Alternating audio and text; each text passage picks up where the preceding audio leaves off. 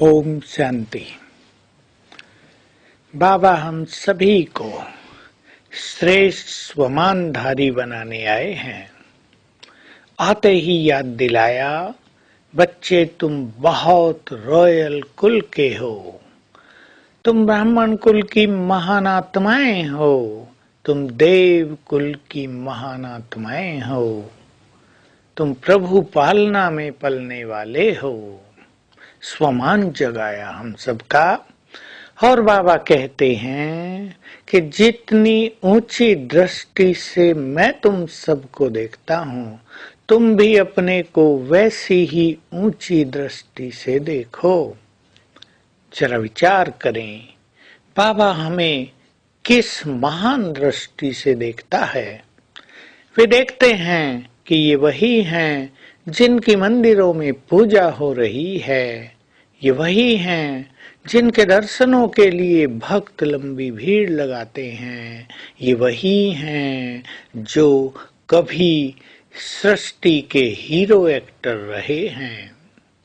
बहुत ऊंची दृष्टि है बाबा की। ये मेरे नैनों के नूर हैं, ये वही हैं जिन्होंने मेरे स्वर्ग को 2 युग तक संभाला, निष्कंटक रखा, निर्विघ्न रखा, अटल अखंड साम्राज्य किया। हम अपने स्वमान को जगाएं। जिसके पास स्वमान नहीं होता, उसके अंदर हीन भावनाएं रहती हैं। वो सदा दूसरों की ओर प्यासी नजरों से देखते हैं। वो चाहते हैं हमें दूसरे कुछ दें, वो मांग भी करते हैं, धन की मांग भी करते हैं, मान सम्मान की मांग भी करते हैं। लेकिन जो स्वमान में रहते हैं, मान सम्मान तो उनके पीछे परछाई की तरह आता है। उनके जीवन में तो बहुत रॉयल्टी आ जाती है, उनका आत्मविश्वास बहुत बढ़ जाता है, उनके छोटे विचार भी सदा के लिए नष्ट हो जाते हैं। तो अपने इस ज्ञान और योग के यात्रा में आगे बढ़ते हुए अपनी मंजिल पर पहुंचने के लिए हमें अपने श्रेष्ठ स्वमान को पहचानना है, उसे स्वीकार करना है। कभी कभी ऐसा होता है कि बचपन से ही मनुष्य के अंदर कुछ हीन भावनाएं रही, उसका जन्म गरीबी में हुआ, उसको बार बार असफलता मिली, वो पढ़ाई लिखाई में बहुत होशियार नहीं थे, उनसे लोगों ने दुर्व्यवहार किया, उनको नीचा दिखाया, तो उनका स्वमान जाता रहा। लेकिन अब उस सब को भूलकर हम अपने श्रेष्ठ स्वमान को याद करें।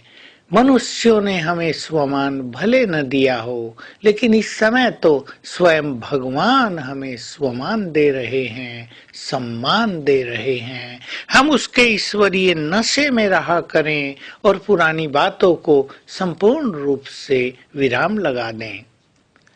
जो कुछ भी हुआ, हीन भावनाएं चाहे कैसी भी रही, अब बहुत अच्छी तरह स्वमान का चिंतन करेंगे। चिंतन परम आवश्यक है। पहला कदम होता है स्वीकार करना, दूसरा कदम होता है उसका चिंतन करना। मान लो बाबा ने हमें स्वमान दिया, तुम वही हो जिनके मंदिरों में पूजा हो रही है।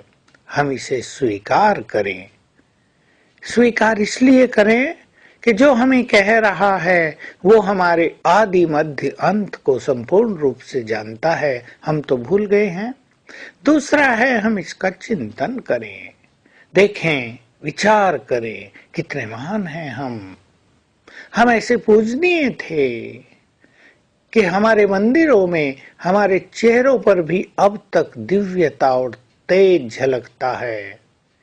ये पूजनीय पद हमने कैसे प्राप्त किया था?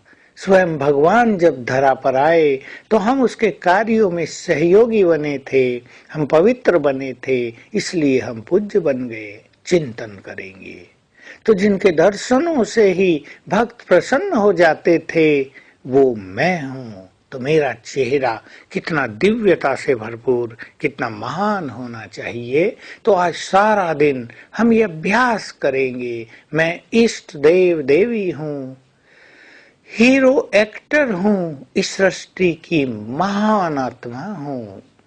और योग अभ्यास करते हुए अपने को मस्तक सिंहासन पर बैठा हुआ स्वराज अधिकारी आत्मा, बहुत तेजस्वी आत्मा देखेंगे।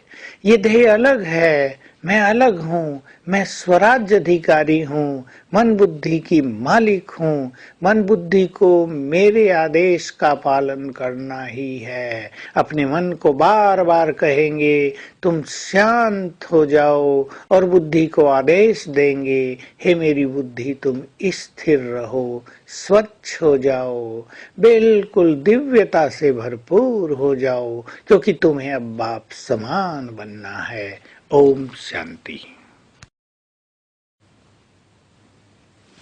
ओम शांति।